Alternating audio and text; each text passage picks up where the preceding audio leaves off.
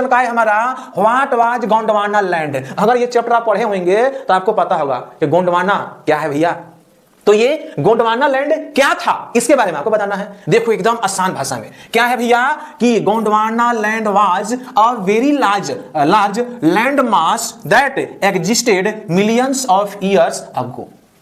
इसका मतलब समझे, रिपीट करते हैं। जो गोंडवाना लैंड था ना वो बहुत ही बड़ा था, बहुत बड़ा, माने एक कंट्री भर के था वो, समझ गए। तो गोंडवाना बहुत बड़ा था, लैंड मास था वहां का, ठीक ना, अंटार्कटिका का, दैट जो एग्जिस्टेड, जो उस समय मौजूद था, मिलियंस ऑफ ईयर्स, यानी कि करोड़ों साल पहले गोंडवाना। और वहां का अंटार्कटिका क्या था, वो पार्ट था, वहां पर प्रेजेंट था।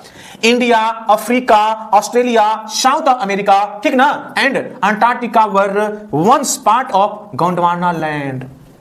तो एक समय ऐसा भी था कि हमारा जो इंडिया है, इंडिया, अफ्रीका, ठीक ना, Australia, South America and Antarctica were a part. ये सारे देश एक समय गोंडवाना का पार्ट थे, हिस्सा थे, यानी कि सभी अंटार्कटिका से अटैचमेंट थे, समझ गए। उसके बाद देखते हैं क्या है भैया, कहेंगे हाँ, एट दैट टाइम, और उसी समय Antarctica had a warm climate. उस समय सब जब कंट्री अंटार्कटिका ही पार्ट था, तो उस समय जो वहां का वार्म थी क्लाइमेट था, यानी कि जलवायु था, वो कहा था, वार्म था, माने गर्म था। अभी तो पूरा कोल्डेस्ट है ना, उसमें पूरा गर्म था, ठीक है।